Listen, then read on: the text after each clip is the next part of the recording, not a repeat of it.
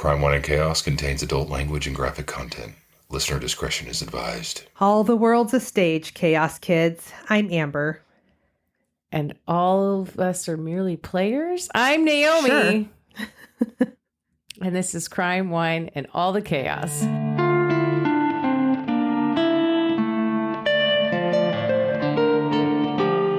It sure is. Is that the other half of that saying? The men and women merely players. I think that's how it actually goes. Nailed it.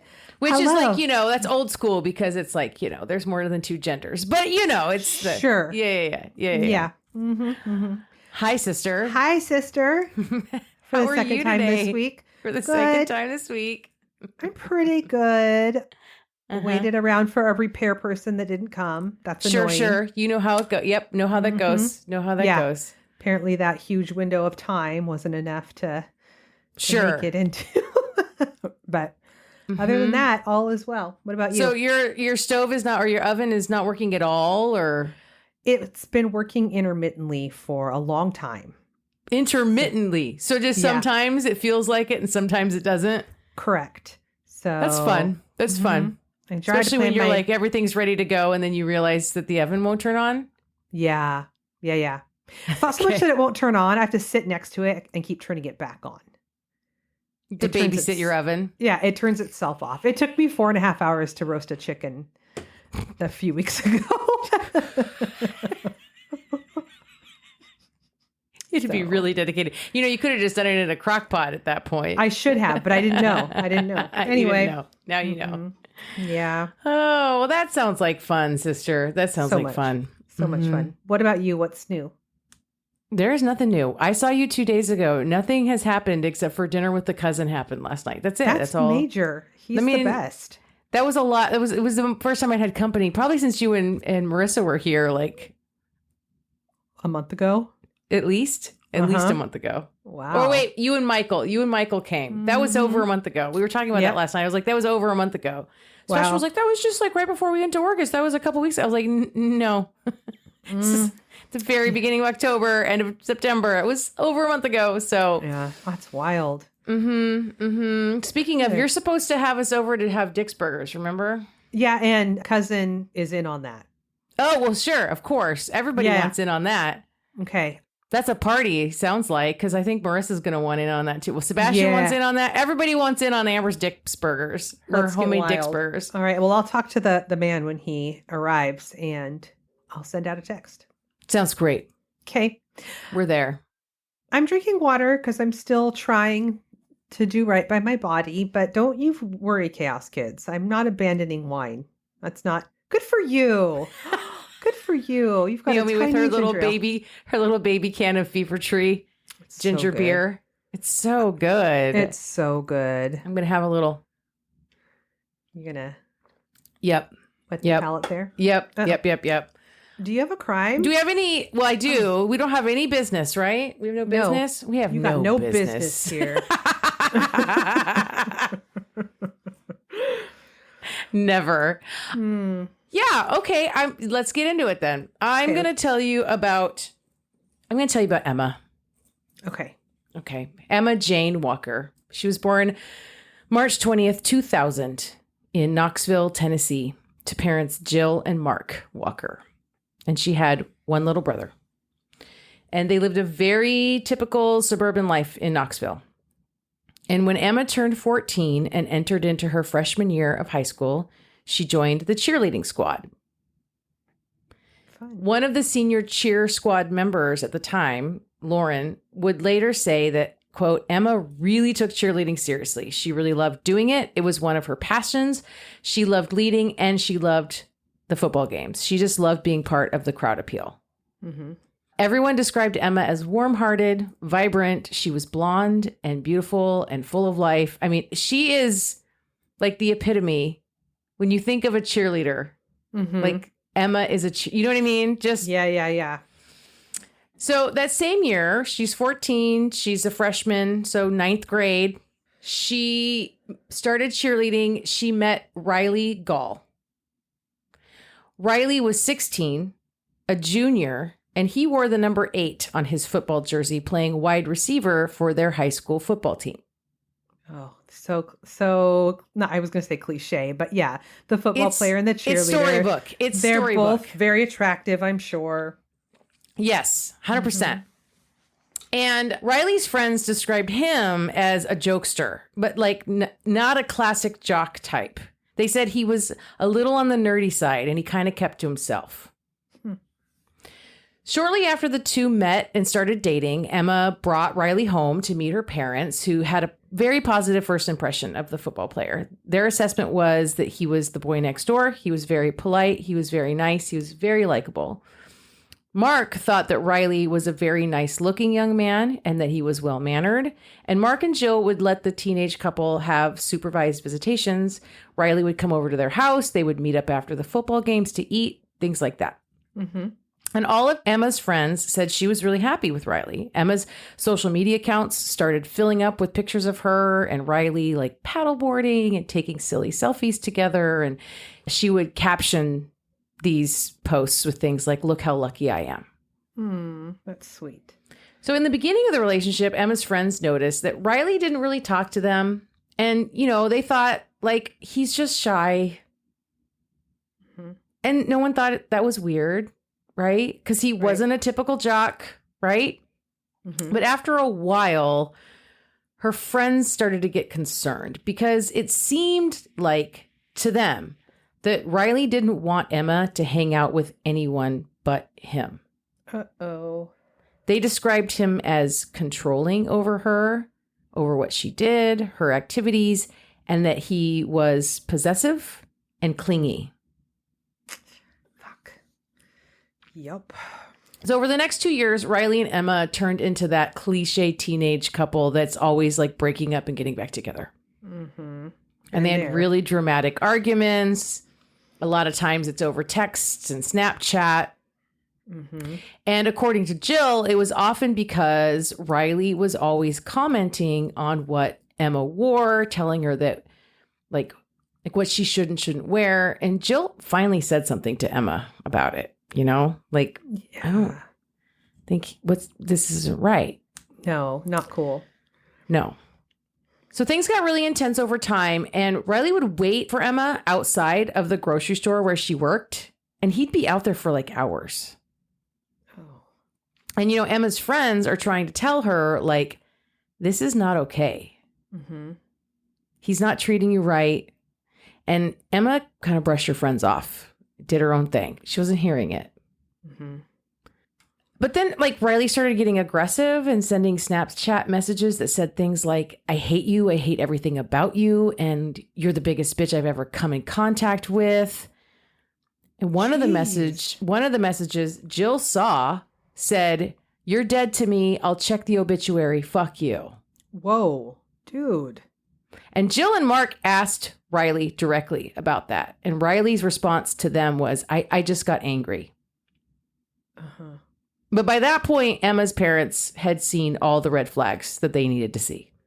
Have her parents talked to his parents at all? Like, hey, Not dude, that your I could tell. son is unhinged? Oh. Not that I can tell. Wow. So they banned Riley from their house. Mm-hmm. They took Emma's cell phone away. They thought they could intervene on what these teenagers were going to do. But Riley just gave Emma an iPod Touch, and she texted him when she had Wi-Fi. Mm-hmm. Jill and Mark urged Emma to break up with Riley for good multiple times, but they also recognized that the more they pushed, the more Emma would resist, and it was just pushing her into staying with Riley. Yeah. Every time Riley sent something nasty, he'd come back very quickly with an apology, telling her he loved her more than words, you know, that whole thing. And all his tactics were isolating Emma, keeping her in that loop where like he's the only one she can turn to for anything. Yuck. By the fall of 2016, Emma and Riley are still dating, and now Emma is 16 and a junior in high school, and Riley has graduated and is attending a nearby college. He's 18. Mm-hmm. It's around Halloween that year that Jill and Mark are just done. They're done. Yeah. They ground Emma. She can't leave the house except to go to school and cheerleading. They start monitoring everywhere she goes. And it's working. Like, she started to become her old self again. She came out of her room. She ate dinner with the family. She socialized with the family. And Emma even texted one of her girlfriends around that time that she and Riley were done for good. She was really understanding finally that she deserved better than what she was getting from Riley. Yeah. Oh, God. Riley, on the other hand, did not change for the better after the final breakup. One night in his dorm room, he swallowed a bunch of pills and washed them down with alcohol and tried to die by suicide. He was experiencing mood swings. He was mopey. He was depressed. He told his friends he wanted to hurt himself. So while Emma was thriving from her decision, he was a mess. Mm-hmm. One Friday night in November 2016, Emma is allowed to go out and spend time at a friend's house who was having a little party or a gathering of friends or whatever. A group of them were hanging out, and Jill and Mark let her go. Okay. And it's pretty late, like 11:30. And Emma tells one of the guys at this gathering, one of her friends, that she had been getting text messages from some unknown number, and they were really weird. And they were saying things like, "Come outside alone if you don't want to see a loved one get hurt." Oh, my God. She showed him her phone and the messages, and one of them said, "Go to your car with your keys." Another one said, "Go alone." And another one said, "I've got someone you love. If you don't comply, I will hurt them." Jesus, this is terrifying. And Emma thought that it was one of Riley's friends, like playing a prank on her or something, Mm-hmm. right? Yeah. So she texted back and said she was going to call the police. And then the text messages she got after that got worse. One of them said, "If you'd like to hear his crying and screams, give him a call." And she's basically begging this dude who's supposed to be her friend, like at the party, to help her. And tells him that the last message she just got from this unknown number said that they had dropped Riley outside. So this friend goes with Emma outside, and they find a body lying face down in a ditch near the house, and they soon realize that it is Riley in this ditch. Oh, my God. So they go down to this ditch, and they get to Riley, and he's like pulling his head up, all confused and disoriented, kind of. And Emma's like, "Why are you here?" And Riley goes, I don't know what happened. I don't know how I got here. I've been kidnapped. Someone dropped me off here. I don't know what's happening. Where am I? How'd I get here?" And he's like holding his head like he's been hit in the head. It's all very weird, right? Okay, Riley. Yeah, sure. And Emma's very uncomfortable. This is just too much. It's just too weird on top of the weird text messages. And she's just like, "We just broke up. Leave me alone." Mm-hmm. And Riley is looking pretty dejected and walks off down the street alone. So as he's walking away, he calls up his friend Noah, and he tells Noah that he'd been kidnapped. And Noah's like not buying it, right? But he tells Noah that some people knocked him out, took his car, threw him in a van, and he had no idea where he was. What? But also he told Noah not to call the cops. Don't report this. He was adamant. No cops. No cops. Mm-hmm. And of course, Emma and her friends didn't call the cops either. Right. Because it's bullshit.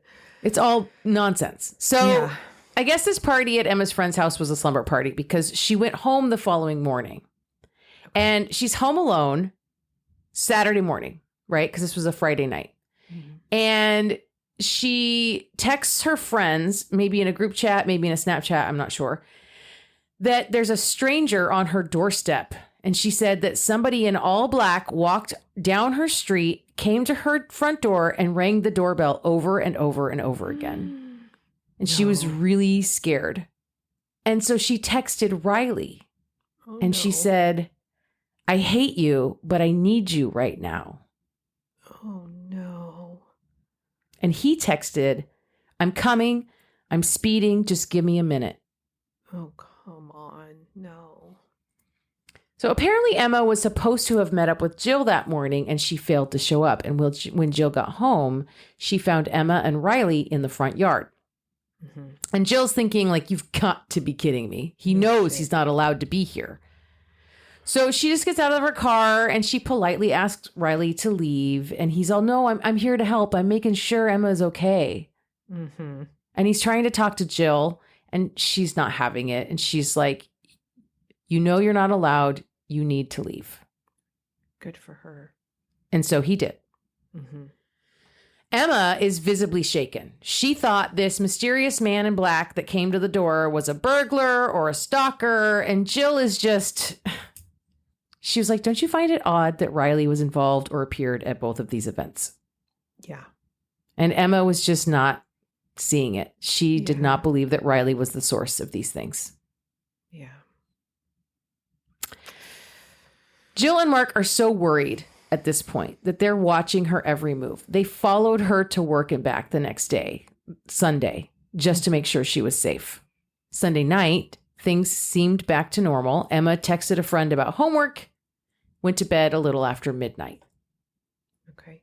What was Riley just wearing all black when he magically showed up? I don't think so. Oh. So the following morning, Monday, November 21st, 2016, around 6 a.m., just after, Jill went into Emma's room to wake her up for school, and she said Emma's name, didn't hear anything, bumped her leg, didn't hear anything. And then Jill really looked at her face and realized something was wrong. Oh, no. She checked for a pulse, couldn't find one. And then it gets pretty hazy for Jill after that, but she knows she called 911. Yeah. Police came out to the Walker house. The Knox County Sheriff's lead forensic tech on the case said the call originally came to them as a possible suicide. She said that when she first got there, she started taking photographs on the outside of the residence, walked into the bedroom to photograph in there, and saw a hole in the wall that looked like a bullet hole. Oh, my gosh. A lieutenant from the sheriff's department started looking outside the house and found a small hole on the outside and located 2 shell casings out there. And he eventually found a second hole on a different side of the house. Both holes on the outside were about shoulder high. Somebody is shooting inside the house from outside. Oh my! It was soon determined that Emma Walker had been killed by a gunshot wound to the head after 2 bullets had fired into her bedroom from outside the home. The second bullet was found lodged in her pillow. Oh my God. Mm-hmm. Somebody who knows exactly the layout of her room and where that would be from the outside. Mm-hmm. Yeah. Interviewing Emma's family and friends, it was very quickly that the police heard the name, and repeatedly, Riley Gall. Mm-hmm. In the meantime, Riley is posting on social media about his grief and loss. In one tweet, he wrote, "Rest easy now, sweetheart. I love you forever and always." Okay. He wrote, "I love you," like over and over and over again. He was very prolific on social media that day. Mm-hmm. He looked every bit the part of the grieving boyfriend. Of course. Riley's friends became very concerned for him and his well-being. He had told them about the kidnapping, right? And then he told one of his friends, Alex, that he was so fearful for his life after the kidnapping that he had stolen his grandfather's gun, and he'd even shown the gun to Alex. So Alex knew that he had it. Riley told Alex he did not intend to take his own life with that gun, and that he was just so scared of these people who were out to get him and Emma. Mm-hmm. Riley had asked another friend how to get fingerprints off a gun. He's doing all the wrong things. I mean, I'm glad that he is, but what a fucking idiot. So dumb. Riley said he was asking for a friend, not for himself. asking for a friend. Yep. Like, okay. And his friend responded, "Obviously, I don't know how to get fingerprints off a gun, and don't ever ask me anything like that ever again." No shit. What? So these friends went to the detectives with this information, and detectives brought Riley in for questioning that same Monday, asking about his whereabouts the previous 72 hours. Mm-hmm. He said he drove to his grandparents' house, and then he spent Friday night. This was Friday. He drove to his grandparents' house and spent the night at his friend Noah's house. He also told the police about the incident on Saturday morning when Emma called him about the man wearing all black clothing knocking on her door. Yeah. He said he went back to Noah's house again and spent Saturday night there too. And during this 2-hour interview with police, Riley would only refer to Emma as the girl. What? He said, the girl, she texted me. Which girl? They asked him. The one that passed away, Riley said. The girl? The girl. He told the police that he had been trying to talk to Emma all weekend, but she wouldn't engage with him. But according to his story, she said that if he helped her write her paper, she would talk to him. And Sunday night, he called her from a friend's phone on campus. The phone call didn't go well. She said a bunch of cruel things to him and then blocked his friend's number. He claims that after that call, he went to his grandparents' house for a brief visit, then drove back to campus where he broke down and cried for 2 to 3 hours in his car and then fell asleep in his car. Yeah, sure. He said he woke up to texts from a friend saying something about being really sorry about what happened. And he was like, what do you mean? And his friend called him. And that's how he found out that Emma had been found dead in her bed. This isn't even a believable story. This guy is dumb. I mean, at least he didn't panic when he found a dead body and chop it up and dispose of it in a panic. Right. No, it's not that level of panic. That's true. Right. Yeah. God. Oh my God. So when police finally asked him about the gun, they already knew that Riley's grandfather, who kept his gun in his car, had reported the 9mm handgun missing before they even brought Riley in for questioning. Riley told them he didn't know where it was. He denied showing it to his friend, and he denied asking the other friend about removing fingerprints from a gun. Mm-hmm. They asked to see his cell phone, and he asked if he was a suspect. The detective's response was, should you be? But Riley denied having anything to do with Emma's death. Of course. So as soon as Riley leaves the station, he's texting his friend Alex, asking him, like, why'd you tell the police about the gun? And he's telling Alex, like, don't talk to the police anymore, dude. All through text? Uh-huh. Cool. So Alex and Noah are certain at this point that Riley is lying to the police about shit. And, like, they're starting to think their friend murdered somebody, which is freaking them out. I mean, these are all, like, 18-year-old dudes that are, like, right? Yeah. So they offer to collaborate with the police to help lay a trap for Riley. Oh, shit.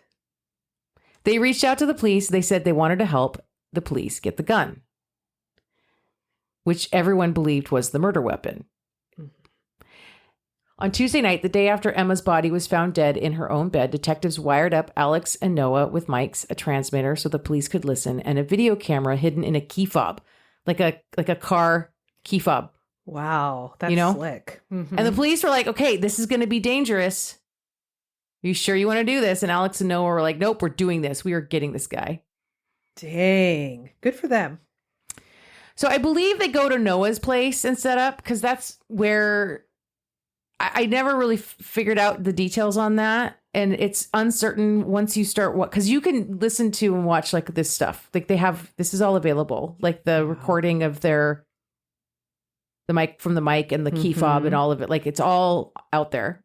Wow. But it's hard to know which is which, like who's talking when. Yeah. And like, I'm not sure whose house they were at, but knowing that Riley stayed at Noah's for like 2 nights in a row, it's a safe assumption they're probably at Noah's place, but I'm not certain. What's the footage looking like from a camera in a key fob? Is it sitting on a table and you're just getting some like chest level? Like, okay. Mm-hmm. But you do see his face. So, okay. The key fob hidden camera, they put it on the coffee table, like facing the couch. So when he sits, you can see it's far enough away from the couch on the coffee table that you can see like the back of the couch, the seat of the couch. So when he sits, you can see like his knees until they disappear behind the coffee table, right? And you can see his legs, you can see his chest, and you can see his face. Like you can see him sitting on the couch. Okay. They have a short conversation about what might have happened to Emma, how she died, if it was murder or suicide. Riley's doing all this speculation. And then Alex and Noah are just kind of going along with it and letting him talk, see what he says. Eventually, Riley tells them that he's trusting them with his life and that he needs to make sure that he doesn't get convicted of something he didn't do by getting rid of that gun. Oh. And he wants them to come along. Likely what he wants them to do is be a part of him getting rid of evidence. So now that they're partially culpable in the crime, so they stop talking to the police. Right. Yeah. God, this guy. And they're totally playing along with this. Like, yeah, dude, you got to do what you got to do. Right? Yeah. You gotta you know what I mean? Gotta look out for number one. 100%, man. Let's get rid of that gun. And so they're discussing like throwing it in the Tennessee River, and Riley wants to do this like right now, like tonight. We're doing this right now. But one of the guys is like, "I'm really hungry. I need a hot pocket." So yeah, like a true I mean, they're teenage doing boy. a really good job of like playing it cool. They didn't like jump at it. Like I want let's go right now, and they weren't just like, "Okay, yeah, let's go." They were like, "Okay, I'm really hungry. Can we have a hot pocket first?" So they eat hot pockets, and then the three young men hop in a car. And Riley instructs them on where to go. And there's 3 undercover cop cars following them like the whole and listening like the whole way. So at this point, there's no, I don't know if there's video. There might be a little bit of video, but it's mostly audio. Mm-hmm. They pull in behind a church. Riley hops out of the car. He comes back about 4 minutes later with a bag, like a plastic bag. And he says he just wants to throw it and be done. And then there's some discussion about gloves, and I guess Riley is like putting on gloves to wear while he digs through the bag. Like he's clearly being cognizant of like fingerprints on this stuff or whatever. So then the 3 make a detour at a fast food joint. They go through a drive-through. They get something to eat. Again, they sit in the car. They eat the food. I guess the Hot Pockets weren't enough. And then... This is so fun, teenage boy metabolism. I'm hungry again. Let's right? pause. It's been like 15 minutes, you guys. And so then they head out to the Bluffs, which is near the Tennessee River, and it's also like right by the college campus. And once they get there, I'm not sure which one, Alex or Noah, says he wants to see the gun. And there's this back and forth about that. The whole time they do have like a group text thread going with the cops too, right? So that they can like keep them in the loop on things that they're not necessarily seeing and hearing. And I think what's really happening here is even though the bag is there, they want to confirm that the gun is in the bag. Like they can't, they're not going to do anything until they know for sure the gun is there, right? Yeah. So Alex is like, one of them, Alex or Noah, is like, "Hey man, let me see that gun. I've never see it. You know, it's not often you get to see a gun, you know?" And so there's like this back and forth, and Riley's like, "I don't know, you know, to touch it and blah, blah, blah." And then finally Riley lets one of them see it. So they told the officers that it looked like the bag contained a bunch of black clothes, but they hadn't seen the gun. So they assumed it was there, but they hadn't seen it. And now they've seen it. Right? And that's when the police surround the car and do a full, like, put your hands up, get out of the car, open the door from the outside. They're screaming. All 3 of the boys, they're before they get cuffs on this kid, they need to make sure, like, he has a gun. They don't want to let him know that his 2 friends have set him up before they've secured him, right? So initially, it looks like all 3 of them are in trouble, right? Right. So they get the young men out of the car and they move the bag just enough to like look and see the gun and see the serial number so they can confirm, yes, this is the serial number of the gun that belongs to Riley's grandpa, right? Additionally, they recovered from the vehicle gloves, trash bags, black tape, tennis shoes, and black clothing, which leads investigators to believe that it was, in fact, Riley all along that had been the man in black that had scared Emma at home alone that Saturday morning. Which, of course, we all knew that. Of course. Riley was charged with first-degree murder, felony murder, tampering with evidence, stalking, reckless endangerment, possessing a firearm during a dangerous felony, and theft between $500 and $1,000. His bail was set at $1 million, which his family posted. At the initial hearing in October 2017, almost a year later, Riley's attorney requested more time and the judge allowed it. The trial date was set for April of 2018. The trial started on April 30th of 2018, like a year and a half after Emma's murder. Emma's family, 2 neighbors, the 911 operator that took Jill's call, one of the investigators, 5 of Emma's friends, Riley's grandfather and stepfather all testified over 2 days, plus many others. I think there was a total of like 30 witnesses. Wow. Riley's defense was basically, yeah, Riley shot Emma, but he was trying to win her back as part of a series of ploys, which included faking his own kidnapping and attempting to pose as Emma's rescuer, and that basically he killed her on accident. The shooting was supposed to be just another in this series of fake danger he wanted her to be in so she would run back to him. Dude. Okay. The prosecution's position was that he planned to kill her and that he knew exactly where to shoot to make sure the bullets would hit Emma's head. Right. The jury only needed 5 hours to come to a guilty verdict on all charges. The stalking charge was reduced to the lesser included offense of stalking, and the firearm during a dangerous felony charge was reduced to the lesser included offense of possessing a firearm during a dangerous felony. In Tennessee, a first-degree murder conviction is an automatic life sentence. Wow. At sentencing, now 19 years old, William Riley Gall apologized to Emily's family for killing their daughter, but he stood by his defense that it was an accident. Whatever, dude. He knew exactly where her bedroom was. If you're trying to, I mean, it's a horrible tactic in the first place, but shoot into a spot where you know it isn't a person's bedroom if you're not trying to harm anybody. Such a Or fucking even if liar. it's like in the middle of the night and you assume that she's asleep, you shoot it like something random in the bedroom, not directly at the head of her bed. Right. God. Mm-hmm. He was sentenced to life in prison without the possibility of parole for 51 years. In 2021, he requested a new trial based on claims of insufficient evidence, but the motion was denied. He appealed, and in February of 2023, the appellate judge ruled to uphold his murder conviction, but modified the felony theft conviction. Which is like, what's that doing? Right? Like nothing. Yeah. The Health Occupation Students of America and the cheerleading squad at Central High School established a scholarship in Emma's name called the Emma Walker Memorial Scholarship. Since her death, Emma's family has tried to keep her legacy alive. She loved animals and she wanted to be a NICU nurse. Oh. Her family successfully had a dog park and a NICU patient room at East Tennessee Children's Hospital named in Emma's honor. Jill says it's all things that are a part of Emma and all mean something. She also says she hopes that people will remember Emma by being kind to others. Oh. And that is the murder of Emma Walker. That's fucking awful. God, that guy was just unhinged. Where were his family and friends when he was spiraling out? Like, why didn't anyone say, like, dude, you need some help? I mean, right? Yeah.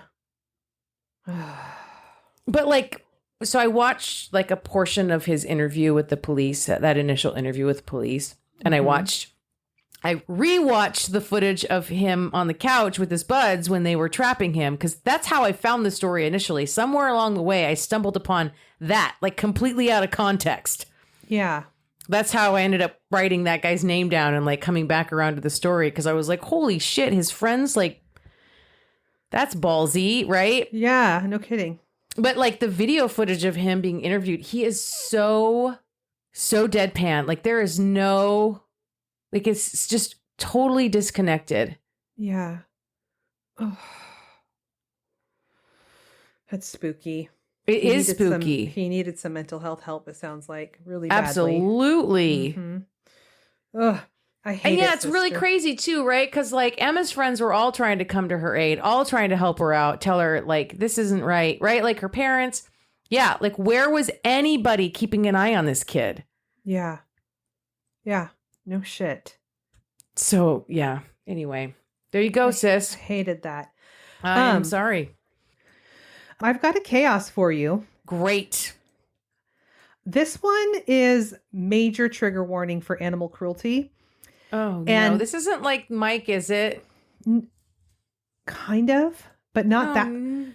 But yes, in that it's not like portions of the story. It is the whole story. So Okay, Christine, you can just turn off the show and walk Bye, away. Christine. Thank you Sorry, for coming. love you. Bye. Bye. I'm sorry. Okay. But I'm curious to get your take on this. Okay, because I sat through the Mike story and I was uncomfortable the whole time. You might be uncomfortable here too, but the Mike story was pretty cut and dry. This is a mystery that I'm going to tell you. Okay. Okay. So we're going to Grant County, Oregon, which is about 200 miles southeast of Portland. A rancher who goes by MT, he's been a cattle rancher for 25 years. He started right after high school. In June of 2021, he notices that one of his heifers, which I had to look this up. Also, side note, I never made the correlation that the disgusting insult that you would call somebody who is thicker a heifer, you're calling them a cow. Did you know that? Yes. Okay, well, I'm late to the party. It's a female cow that has not yet had a calf, is a heifer. Uh-huh. You already knew that too. I didn't know the part about her not having been pregnant yet, but Yeah. I knew it was a female cow. Yes. Okay, anyway, one of his heifers was acting strange. She was falling behind the herd, kind of moving really slowly, and was one of the last ones through the gate, which was unusual. He decided that he needs to keep a watchful eye on her. So the next day, MT got in his pickup truck and drove over to the area of the ranch where the cattle had been herded to, and he found this cow dead. Oh. And she had been mutilated. Oh. She had a large, straight cut behind her shoulder, and her tongue had been removed. Okay. There was no blood around the cow, no tracks in the field, and there was no evidence that another animal had gotten to this dead animal. Like So birds. now are we talking aliens? Is this story about aliens? That's a theory. Okay. Okay. So you would normally see evidence that crows or rodents had gotten to the corpse right away.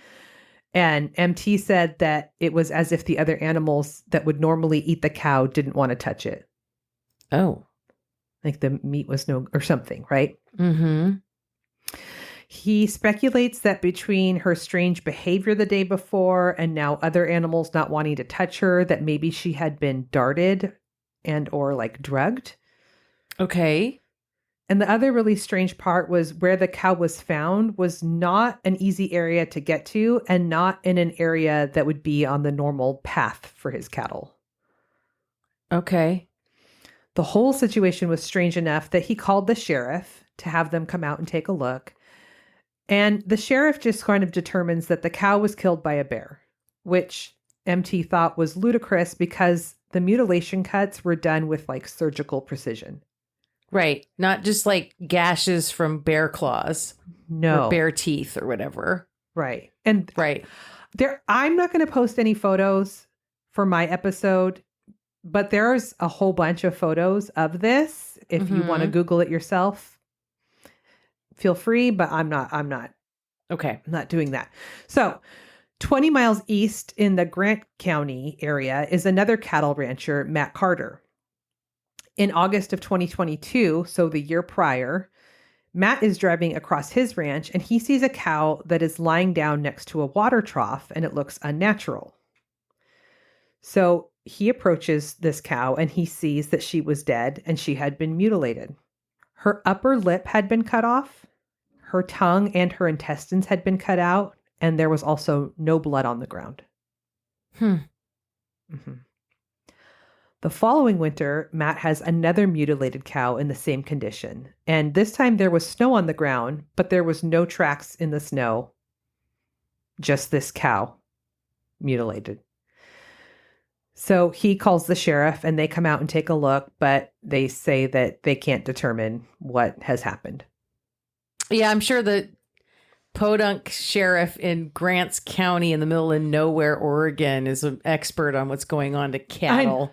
That there's a bear attack. I'd know it anywhere. Look, the tongue is missing. The tongue has been cut out. Okay.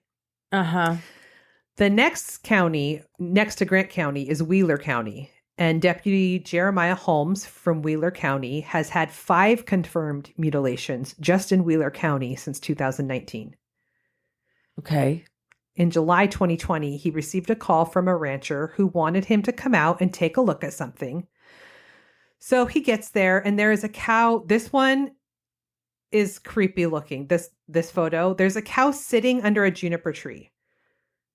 And her head is off the ground, like she's sitting, like she's just chilling. But when they approach her, they see that she's dead. What? But like she didn't flop over. She was just sitting. Uh-huh. That's wild. Uh-huh. Her tongue had been cut out and rigor mortis had set in. And so that's why she was like stiff and appeared to be alive. But it was just weird. That is weird. Uh-huh. And the rancher and the deputy both were like, I've never seen anything like that before. So just north of Wheeler County is Gilliam County.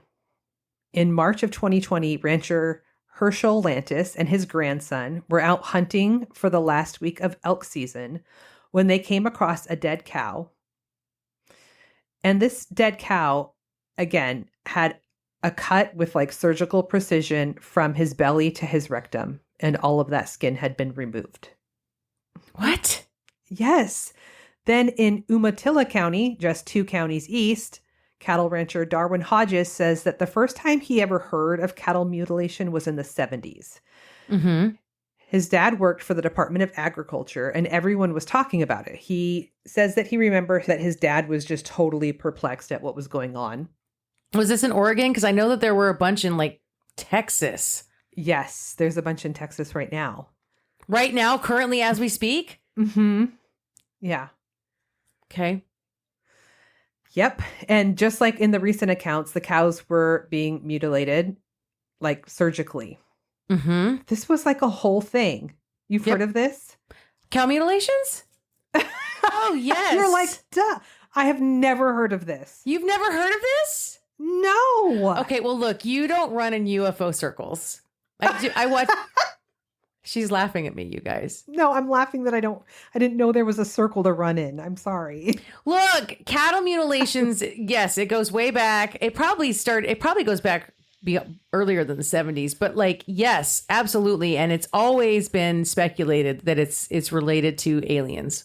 Mm-hmm. That's a very common speculation. Yeah, that's in here. We'll get to that. Mm-hmm. Okay, so Christopher O'Brien, this is this guy's job. He is an unexplained livestock death investigator. Uh-huh. That's a whole ass job. Well, it needs to be because it's a whole ass issue. My God, I'm learning so much today. He says the cattle mutilation mystery is by far the scariest he has ever seen. He says that cases of livestock mutilation date back to the 1600s. That's what did I say? It goes way back before the 70s, right? Mm-hmm. Mm-hmm.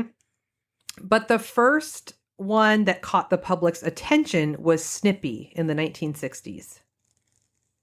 Okay. Snippy was a horse living in the south central region of Colorado, and she was found dead with her spinal cord missing, but no entry point to access the spinal cord.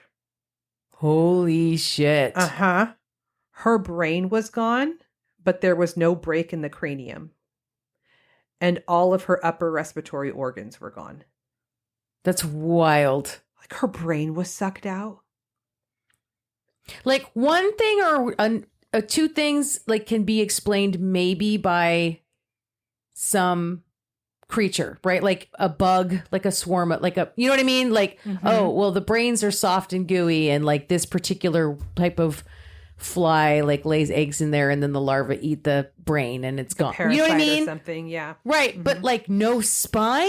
No spine. There's no evidence that there is no, like, what do they call them? The cadaver eating bug or animal that only eats bones of any kind and definitely not just the spine.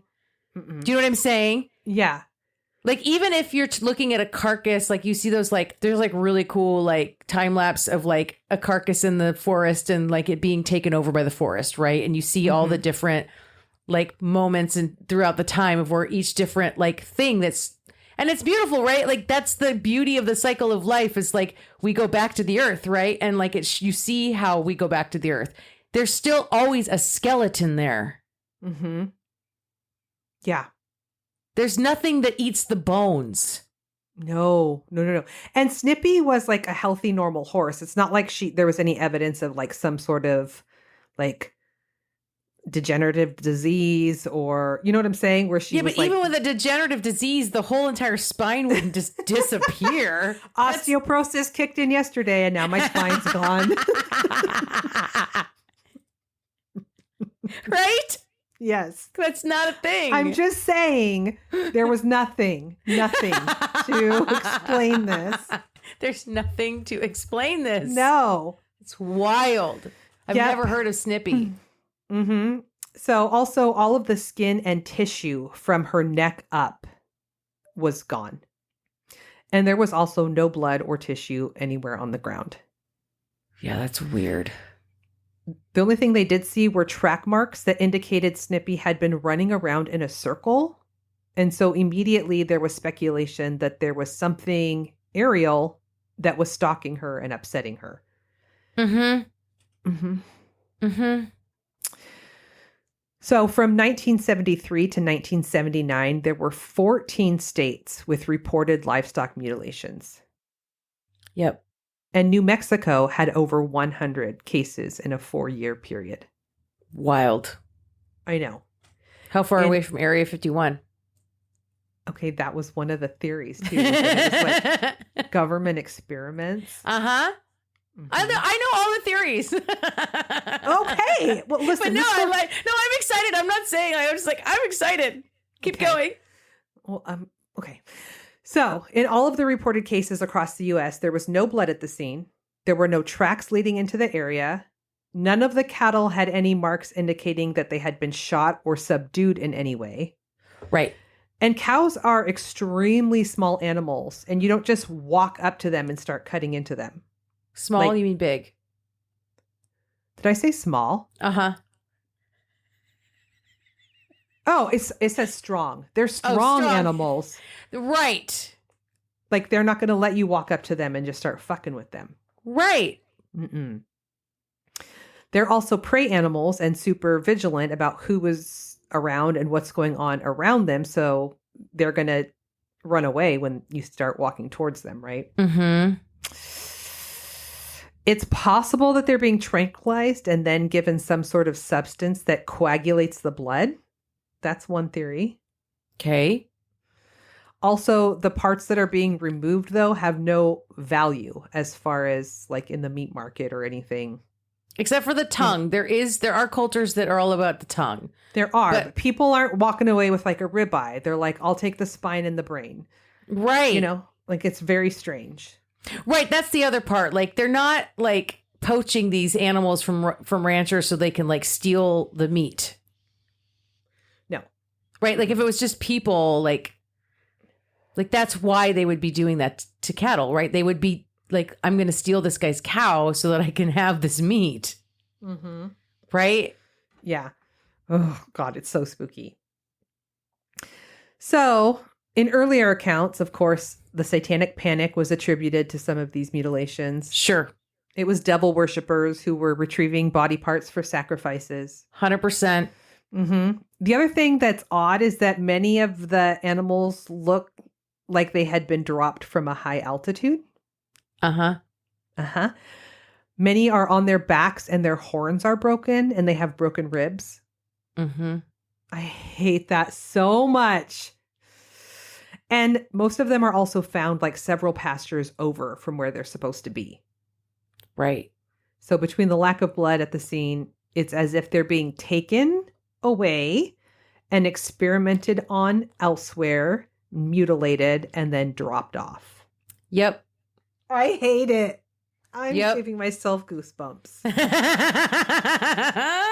You're so good at that. I know. You already know this story. I know. Local reporter Stephen Allen from the Times Journal in Oregon says that he has had several ranchers tell him off the record that the only thing they can attribute this to is UFOs. Right. Is that what you think it is? I'm torn. Between torn. that and what? The government. Okay. Mm-hmm. But I'm also torn on how much of what people report as sightings of UFO are actually like extraterrestrial UFO and what are like government, like playing around with toys that they've made with technology that they haven't let us know they have yet. Mm-hmm. Do you know what I'm saying? Yes. Yes. I mean, it's still technically a UFO. Yes, It's that's what I'm saying. unidentified, yeah. Extraterrestrial. That's why I Oh, said the okay. extraterrestrial, as in not of this earth. Oh, sorry. I'm not in the Or- circle. That's I okay. don't know They're the all jargon. UFOs, but there's extraterrestrial, and then it's a UFO, but it's actually a man-made, man-run, man-flown. Mm-hmm. Someone actually has something to do with that. Like a human being has something to do with that. Yeah, like Balloon Boy. Mm-hmm. Sure. Yeah, exactly. Exactly like Balloon Boy. But others believe that it's being done by humans, possibly a group of people. But this has been going on for decades. So it's obviously not the same group of people. And also there's reports of this happening all the way back for centuries. Uh-huh. Yeah. It's like crop circles. Yes. Yep. In April of 2023, there were several mutilations in the southeastern portion of Texas. Mm-hmm. These are currently being heavily investigated, and so far, they have not released any information about where they're at in that investigation. Because they don't have any information. No. They have the Nope. same amount of information they've always had, which is none. Yeah. Except weird things happening to cows that they can't explain. Oh, I hate it. Look, people who will dismiss it will say, oh, it really is just they died and, some critters got to it. Certain bugs can do that, blah, blah, blah, right? Mm-hmm. But the reason why I say it's like crop circles is because there were a couple of dudes who claimed at some point in the 90s that they were making the crop circles, and then they proved it, quote unquote, by showing people how they did it. And it's like, yeah, except the way you did it doesn't actually look like the crop circles. And it took you Right. way longer than these crop circles need to pop up. And the crop circles are way more intricate than what you've shown us you can make in 12 hours. And you know what I mean? Like maybe you made a couple of them, but I don't believe you. It's kind of Right. like those guys that claimed oh, well, we made all those Sasquatch footprints. We did that. We were hoaxing for years in the such and such mountains. It's like, okay, buddy. Okay. Yeah. You did all of that. Okay. Okay. Uh-huh. Yeah, I do know. The body of really- evidence is too big to attribute it to a couple of guys or Oh, yeah. a couple of groups of people, right? Mm-hmm. And I would And again, encourage... to what end, right? Why would they? Why would they be doing it in the first place? Yeah. First of all, there's not that many satanic cults that need No. to go get cow parts to do rituals, right? There's just Right. not. Second of all, again, no meat is missing. So it's not a theft situation. Mhm. So then if it was all just people, what's their motivation? You have to look for motivation in crime. Motive is everything. Mhm. There's no motive here. And the fact that it's all over the place. It's not just in one area, right? Right. It's in Texas. It's in Colorado. It's in Oregon. It's all over the country. You said, what'd you say? At one point there were 10 or 12, 14 states. Mhm. Yeah. No, that doesn't make sense. It doesn't make sense that it's just people doing this. And I would encourage anybody who is okay with seeing these photos to go look. It is surgical cuts, Yes. flawless every Yes. single time. It's Yes. insane. And the other thing too is, so one of the reasons why I vacillate between government and aliens, right, if you will, is because I'm still on the fence about aliens. Not that I don't think aliens could exist. I just, you know what I mean? I'm still a little on the fence on some of that stuff. But the reason why I would lean more towards aliens is because, why would the government do that? The government can access all the cattle it wants. Why would it need to go do that in the first place? Mm-hmm. You know what I Yeah. mean? Yeah. But if you're not from here and you want to experiment on some animal on this planet, where are you going to get it? You're just going to go take it in the middle of the night, right? You're just going to go snatch it. Yeah. The government could do all the experiments it wants on as many cattle as it wants, Totally. right? Yeah. That's easy. Way easier than running around in the middle of the night with like secret aircraft and stealing farmers' cows, right? Like that doesn't, Right. Yeah. right? Totally. Oh my God. I guess I just didn't realize, like, I haven't stayed up on the cattle mutilation stuff.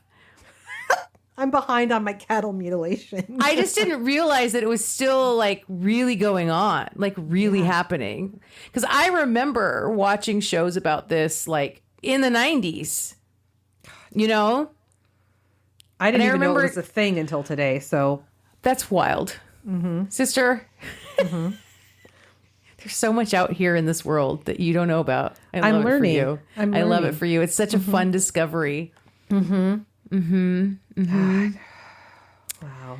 Well, maybe some of the Chaos Kids didn't know either.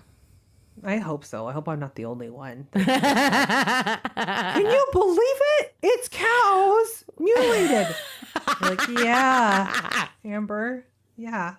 Well, you remember like Gary Larson comics? Do you remember Gary Larson Far Side? comics? Yeah. There's definitely a couple of iconic ones where it's like the cow in the green tractor beam up to the UFO. Like that's where that comes from. Oh shit. Okay. Well, you know what? I'm late to the party, but I'm That's here. cool. I'm glad you're here. I'm glad Thank you you. joined the party. It's a fun place. I'm This gonna is keep an that eye on area this. where people think that some people are just like nutso, right? But like, because there's like some hardcore, not skeptics, but like hardcore, like, no, if it's not scientifically proven, it doesn't exist, right? And I am way more in the camp of like, I would much rather live in a world where one, we don't know everything, which we don't. Even science hasn't taught it. There's still so much we don't fucking know. And two, all these things are possible. That's more interesting to me. That is way more sure. interesting. For sure. Yeah. You know? Mm-hmm. That's a way more fun place to live. I agree. Except the mutilations of the cows, because that's I don't Yeah, like except that. for this part. I don't like it I don't either. like that. That doesn't make me feel good. I feel bad for those poor cows. I do too. Because It's you know, really like sad. cows are. There are people that have cows as pets, and they're like besties with cows. Cows Yeah. are like really, really gentle animals. I know. It makes me sad. Sister, that was amazing. Thank you. Thank you for you. that. You're welcome. Hey, Chaos Kids, we have a Patreon that you can sign up for. It's sure $5 should a do. month if you want to join the club, and that'll get you a bonus episode every month. And it gets you a day early drop on the new episodes every week. And occasionally we do virtual wine night. You can also just join the Patreon, like without paying, and you can see the stuff that's not behind the paywall that we post over there. That's where we're posting all of our pictures of the episodes and other fun communiques that we do with the Chaos Kids. So go do that. And you know what would really, really make our day is if you went and gave us a review, especially on the Apple Podcast app, because you can do like a typey one and like write us something nice. We love that. Yeah, we We do. love that. We live Plus for it'll help that. people find us. Help me help you, you know? Help us be helped by you. That's right. There it is. There it is. Sister, that was so So chaotic. chaotic. Bye. I love you. Bye. Love you. Bye.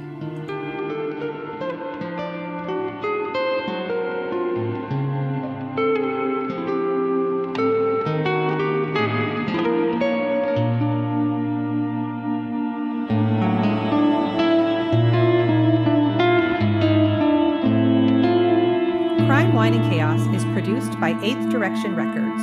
Artwork by Joshua M. Davis. Music by Paul Abner. If you would like to support the show, you can visit our Patreon page at Crime, Wine, and Chaos /Patreon. Cheers. Can I step away for just a moment? No. Oh my God. I'll be right back. Fine. Okay. I'll be right back.